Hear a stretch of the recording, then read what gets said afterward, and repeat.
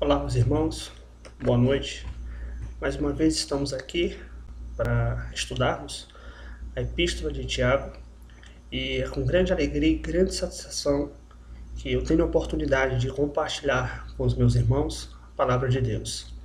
Então nós vamos continuar nosso estudo com a temática Encorajamento e Fidelidade, alcançando a maturidade cristã. Estudo na Epístola de Tiago e hoje vamos ver do versículo de número 9 ao versículo de número 11. Vamos orar pela iluminação do nosso bom Deus? Maravilhoso, eterno Deus e Pai, obrigado pela oportunidade de estarmos juntos para ouvirmos a Tua Palavra. Rogamos em nome de Cristo Jesus que o Teu Santo Espírito nos direcione, nos ilumine na compreensão da Tua Palavra e que ela faça morada em nossos corações.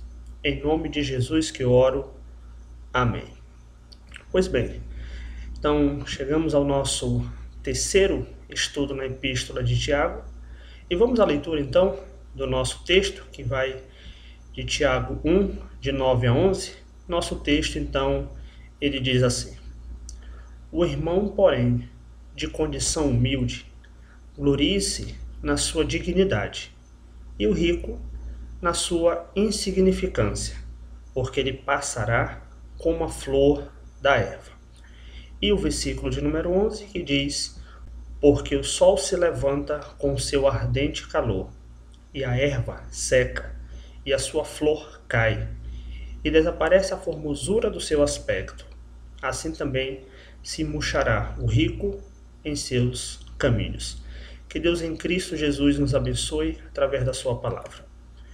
Antes de dar continuidade à explicação, vamos fazer uma rápida recapitulação do que nós já vimos nos nossos dois outros estudos. E aí eu peço para você que ainda não assistiu, que ainda não ouviu os outros dois estudos, veja, escute, procure para poder conseguirmos acompanhar a linha de raciocínio do nosso texto. Então nós vimos que no nosso primeiro estudo, do versículo 1 ao versículo 4, nós temos o aspecto positivo da aprovação.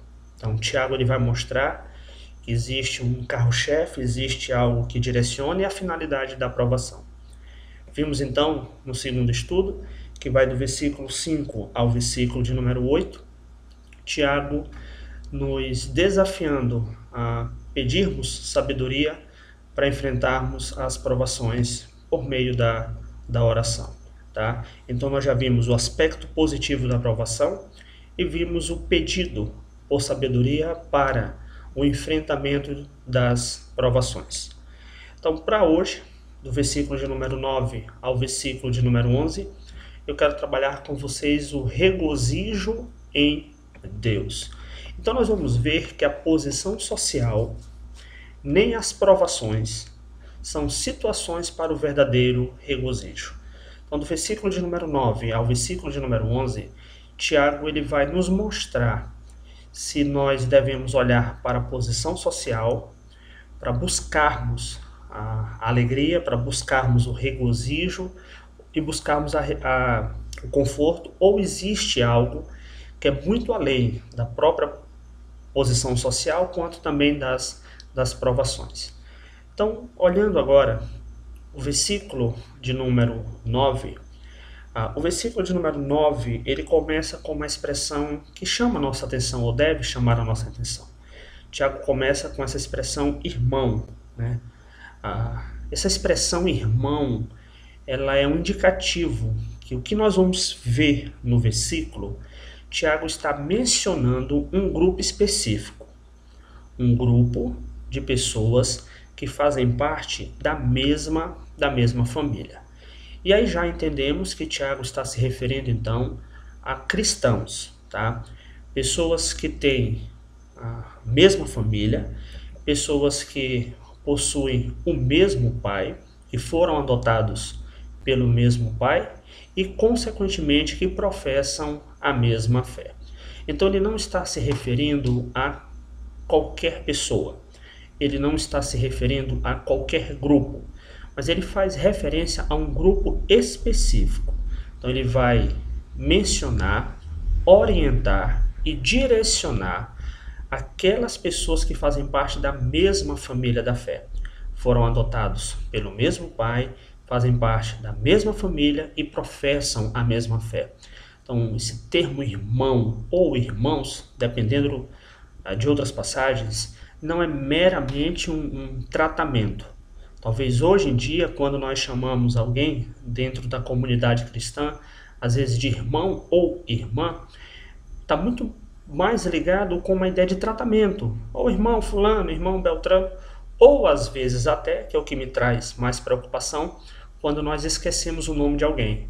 E aí só utilizamos para essa ideia de irmão. Só que ele é um termo que ele está linkado com a nossa união com Cristo, ok? Porque fomos adotados pelo mesmo Pai e fazemos parte da mesma família. Então, Tiago está se direcionando a irmãos que convivem, a irmãos da fé, que no caso da epístola, ele está escrevendo para judeus que estavam dispersos, não estavam em Jerusalém e estavam sofrendo perseguições. Então ele escreve ou direciona os aconselhamentos aqui para um grupo específico. Olhando ainda no versículo de número 9, ele apresenta uma expressão que é muito interessante, quando ele diz o irmão, porém, de condição humilde. Essa expressão, queridos, de condição humilde, ela está relacionada a alguém de grau baixo. A figura aqui, a ideia aqui, talvez é se alguém tivesse caído e ficasse prostrado, e ficasse deitado no chão. É claro que ele está fazendo referência a pessoas financeiras de classes sociais, né? De uma classe social mais baixa. Podemos dizer assim, então, talvez os pobres. Ele está fazendo referência a um grupo de irmãos que viviam em um estado inferior dentro da sociedade. Então, eram judeus, crentes, que estavam passando por problemas, estavam passando por dificuldades, e eles ainda estavam em situação, socialmente falando, inferior. Então, por isso ele usa essa expressão de condição humilde. A expressão aqui de condição humilde não faz referência a pessoas de cunho humilde, não, mas exatamente de pessoas que estavam debaixo de uma camada social. Mas tem algo que chama também nossa atenção, quando ele diz, glorie-se na sua dignidade. Eu quero chamar a atenção para a palavra gloriar e para a palavra dignidade. A palavra gloriar, ela significa um grau extraordinariamente elevado de confiança em alguém ou algo como sendo excepcionalmente notável. E a palavra dignidade significa altura, significa posição, um alto posto. Então vamos entender isso aqui.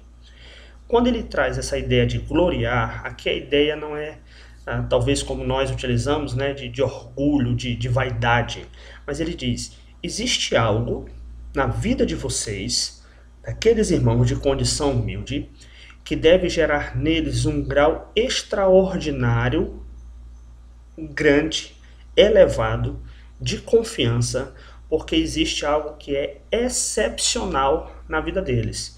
E aí Tiago coloca que é a dignidade. Essa dignidade faz referência a algo alto, algo elevado. Permitam mostrar aqui para vocês uma construção aqui do versículo de número 9, que nos traz uma ideia bem interessante em relação ao que Tiago está construindo. Então ele começa, irmão, né? Irmãos em Cristo, pessoas que professam a mesma fé, de condição humilde, ele usa o termo para jogar lá embaixo, mas ao mesmo tempo ele usa o termo gloriar-se na sua dignidade para jogar lá em cima. Ou seja, existe algo na vida do irmão, ainda que ele esteja em condição desfavorável, socialmente falando, com poucos recursos financeiros, mas existe algo que joga tal irmão lá para cima, que joga um irmão numa posição de honra e glória. E aqui, queridos, Tiago está falando de quê? Da salvação em Cristo. Eis a razão porque ele começa com o termo irmãos. Então, mesmo que você, mesmo que eu, venhamos a viver à margem da sociedade, mas você é um cristão, a nossa satisfação, o nosso verdadeiro regozijo não deve estar preso à situação financeira, mas deve estar amarrado num posto, numa situação muito mais elevada do que isso, que é a nossa posição em Cristo. Por isso, a fonte de verdadeiro regozijo é a nossa posição em Cristo. Tá, queridos? Ainda que venhamos a passar por perrengues financeiros, por dificuldades financeiras, mas o maior tesouro que nós temos é a nossa salvação em Cristo Jesus. Então, entendendo um pouco o versículo de número 9, eu quero trazer algumas verdades para pensarmos juntos. Primeira, independente da condição financeira, a salvação é o maior e melhor tesouro que pode existir. Irmão, eu sei, entendo e compreendo que o conforto financeiro, ele nos traz uma certa estabilidade, nos traz uma certa tranquilidade. Eu entendo isso, eu sei disso. Mas tudo isso é muito pequeno diante do maior tesouro que há, diante do maior tesouro que existe, que é a nossa salvação. Se você quer bater no peito por algo, não bata porque tem muito ou porque tem pouco, mas bata no peito porque Deus te escolheu antes da fundação do mundo. Eis aqui a diferença de você poder chegar à noite e descansar a cabeça no travesseiro e saber que é salvo. Isso aqui é a fonte do verdadeiro regozijo, isso aqui é a fonte da verdadeira alegria. Eu trago também, chama a atenção, o fato de fazer parte de uma condição social menos favorável não faz de você um ser mais pecador, mais miserável. Muito pelo contrário, todo ser humano é pecador aos olhos de Deus. Todos pecaram e carecem da glória de Deus. Não existe, a Bíblia não constrói uma teologia baseada que quem é desfavorável financeiramente, ele é mais pecador do que aquele que tem mais dinheiro. Isso não existe. Todos, aos olhos de Deus, são pecadores. Eis a razão da necessidade de sermos restaurados pela sua graça maravilhosa. Então, não é ter muito ou ter pouco que te faz melhor ou te faz pior. Mas todos, tanto o pobre quanto o rico, são pecadores e carecem da glória de Deus. Então, desconstrua essa ideia da sua mente, desconstrua essa ideia do seu coração e achar que você é uma pessoa que foi amaldiçoada, tá? Esqueça isso, desconstrua essa ideia, entenda que não é o fato de ter muito ou ter pouco que te faz mais ou menos pecador. Todos nós somos pecadores aos olhos de Deus. A tristeza, então, que assola o coração em necessidade financeira deve ser substituída pela certeza da posição elevada do salvo. Então, ainda que o teu coração ele fique preso, ainda que o teu coração ele fique triste, ainda que o teu coração fique preocupado, ou você queira agarrar a base do verdadeiro regozijo, da verdadeira alegria na posição financeira, na condição financeira, que o teu coração ele seja aquecido pela maior dádiva que você já recebeu, que é a salvação eterna em Cristo Jesus. Fazer parte da família da fé, irmão, não é garantia de enriquecimento. Não é garantia que agora os teus cofres, não é garantia que a tua conta bancária vai jorrar dinheiros. A Bíblia não garante essa verdade. A Bíblia garante a vida eterna, a salvação eterna para aqueles que confessam Cristo como único e verdadeiro Salvador. A Bíblia não garante ficar rico. Eu sei que existe uma teologia que ela é pregada, que ela é ensinada, que ela é difundida. Aceite Jesus que você vai ficar rico. Aceite Jesus que as tuas contas bancárias... Irmãos, isso não tem fundamentação bíblica. Nós temos vários textos do Cristo dizendo que vocês serão perseguidos, vocês serão perseguidos, vocês serão perseguidos. Vocês não terão de onde tirar recurso, mas eu estou com vocês. Então, não caiamos nesta teologia que ela muito mais aprisiona do que liberta. Isso não é um ensino saudável. Consequentemente, Deus não tem obrigação de enriquecer ninguém. Ele não garantiu isso.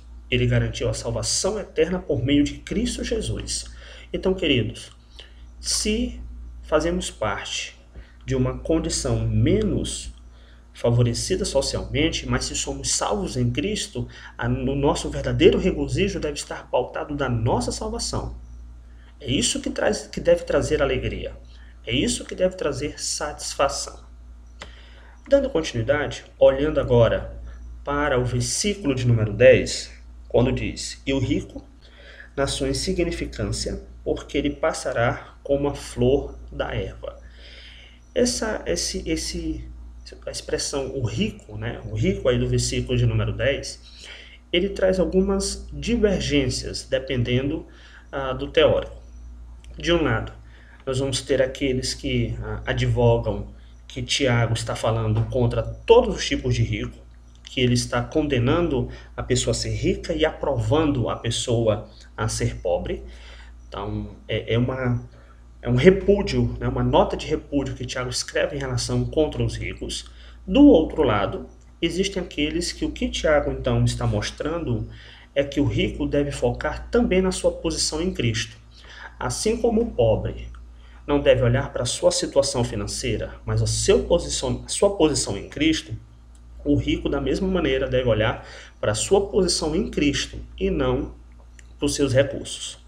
E aí, claro, eu sou simpático, simpatizante e entendo que o versículo 10 está fazendo, e o versículo 11, e o texto como um todo, é que aqui ele está falando que o rico deve focar na sua posição em Cristo e não no seu poder aquisitivo, tá bom?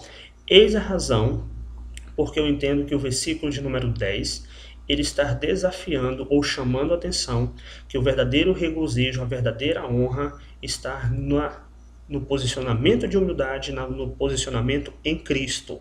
A própria palavra aí do versículo de número 10 para insignificância significa humildade ou condição humilde. Nós temos o dicionário Strong que ele vai definir o termo como humilhação espiritual, que conduz alguém a perceber e lamentar sua insignificância e culpa. Então, onde é que está a glória do rico? É no poder? É no dinheiro? Nos cofres? No banco? Eu entendo que não. A honra e glória do rico está na sua posição em Cristo, em saber que ele é pecador e precisa desta glória maravilhosa para ser alcançado, da mesma maneira que o pobre, ou seja, tanto o rico quanto o pobre ocupam a mesma posição de pecadores que foram alcançados pela glória e pela graça de Deus. Então, enquanto um deve olhar de baixo, socialmente, né, de baixo para cima, para esta posição, o rico ele deve fazer a mesma coisa, ele também deve olhar para cima. Ele não vai olhar para baixo, porque a sua riqueza não está acima da glória de Deus. Mas ele também vai olhar para cima e entender que ele é um pecador que foi alcançado por esta graça. Por isso, o rico deve gloriar-se na sua insignificância, ou seja, na sua condição de humildade, porque ele foi alcançado pela graça do nosso bom Deus. Então, o versículo agora, de número 10, ele vai fazer um comparativo. Tá? Ele vai dizer, na sua insignificância, porque ele passará como a flor da erva. Então, ele utiliza aqui um comparativo bem parecido com o recurso que foi utilizado no versículo de número 6, para quando ele fala da onda do mar, impelida como ou semelhante à onda do mar. Só que esta figura aqui do versículo 10, ele vai expandir bem mais no versículo de número 11. Então, vamos observar tanto o versículo 10, a parte B, quanto o versículo de número 11, para entendermos esta imagem, para entendermos esta figura. Primeiro, ele diz aí no versículo de número 10 que o rico, né, e aí eu entendo que ele está se referindo à riqueza, tá bom? O rico passará como a flor da erva, passará como a flor da erva. Ele está tentando mostrar, ou está nos mostrando, esse estado de transitoriedade. A riqueza ela é transitória, ela não é eterna. Ela não consegue comprar, ela não vai comprar nenhum tipo de benefício, mas ela vai chegar uma hora que ela vai acabar. Exatamente porque ela é similar à erva que seca, ou seja, ela será reduzida a absolutamente nada. Não é com base no dinheiro que nós vamos alcançar a salvação, ela é reduzida a nada. É similar à flor que cai, olhando para o versículo de número 11, ou seja, destruída. Ela é arruinada, ela acaba, ela finda. E ele ainda diz mais que desaparece a sua formosura. Ou seja, tal realidade é a inevitabilidade do resultado. Então, depois que acontece tudo isso, ele usa essa figura, a flor cai e desaparece a formosura. Acabou. Não existe mais.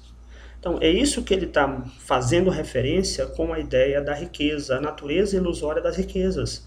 Enquanto estivermos aqui, talvez vamos soltar rojões para quem tem muito dinheiro, vamos perseguir pessoas que têm muito dinheiro, mas a Bíblia vai nos mostrar que a verdadeira fonte, o verdadeiro local de regozijo é nossa posição de humildade, que somos pecadores e fomos alcançados por esta graça maravilhosa. Então eu quero igualmente fazer algumas aplicações, fazer alguns destaques. Primeiro, em Cristo não existe diferença entre rico e pobre. Todos são pecadores aos olhos dele. Então não bata no peito, não humilhe ninguém, não tenha uma postura, sabe, irmãos, arrogante, uma postura de achar que você é melhor, que o outro é inferior. Todos em Cristo estão dentro do mesmo patamar. Pecadores que foram regenerados por Deus, ou pecadores que não foram regenerados ou ainda não foram regenerados, mas todos estão dentro do mesmo patamar. Uma das virtudes que deve acompanhar qualquer cristão é a humildade. Certa vez alguém me disse o seguinte: se alguém pensa que é humilde, já deixou de ser humilde. Não fique se gabando das suas virtudes, deixe que os outros percebam, deixe que os outros comentem, deixe que os outros façam estas observações. Isso aqui é uma luta constante que nós temos. Nada do que o homem possua, nada do que o homem tem pode impressionar Deus. Então, se temos muito dinheiro ou pouco dinheiro, isso daí não vai impressionar absolutamente nada o ser dinheiro, o ser de Deus. E, consequentemente, dinheiro não compra a nossa salvação. Fomos resgatados pelo poder de Deus, pela sua ação maravilhosa. Então, eu quero concluir citando uma frase, tá? E depois da leitura, vamos fazer a oração. É a frase do C.S. Lewis, quando ele diz: a obediência é o caminho da liberdade, a humildade, o caminho do prazer, e a unidade, o caminho que conduz à personalidade. Vamos orar. Maravilhoso, eterno Deus e Pai, obrigado pela Tua palavra, Pai. Rogamos em nome de Cristo Jesus que não venhamos a abraçar nenhuma coisa nem outra, mas venhamos, Senhor Deus, a abraçar a nossa posição em Cristo, por entender que o Senhor nos faz mais que vencedores, por entender que o Teu Santo Espírito trabalha em nossos corações para termos um posicionamento humilde.